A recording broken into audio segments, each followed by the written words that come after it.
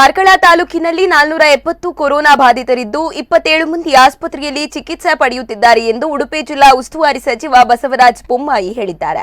ಕಾರ್ಕಳ ಸರ್ಕಾರಿ ಆಸ್ಪತ್ರೆಗೆ ಭೇಟಿ ನೀಡಿದ ಅವರು ಬಳಿಕ ಮಾತನಾಡಿ, ಕಾರ್ಕಳ ಸರ್ಕಾರಿ ಆಸ್ಪತ್ರೆ ಕೊರೋನಾ ಎದುರಿಸುವಲ್ಲಿ ಸರ್ವ ರೀತಿಯಲ್ಲೂ ಸನ್ನದ್ಧವಾಗಿದೆ. ಈಗಾಗಲೇ 10 ಐಸಿಯು ಹಾಗೂ 5 ವೆಂಟಿಲೇಟರ್ ಬೆಡ್, 46 ಎನ್ಐವಿ ಹಾಗೂ 40 ಐಸೋಲೇಟೆಡ್ ಬೆಡ್ಗಳ ವ್ಯವಸ್ಥೆ ಇದೆ. ಶೀಘ್ರದಲ್ಲೇ 5 ವೆಂಟಿಲೇಟರ್, 5 ಎಚ್ಎಫ್ಎನ್ಸಿ ಹಾಗೂ 10 ಎಸ್ಡಿಎಫ್ ಸೇರಿದಂತೆ ಒಟ್ಟು 20 ವೆಂಟಿಲೇಟರ್ಗಳನ್ನು ಸರ್ಕಾರಿ ಆಸ್ಪತ್ರೆಗೆ ಕಲ್ಪಿಸಲಾಗುವುದು ಎಂದು ತಿಳಿಸಿದ್ದಾರೆ.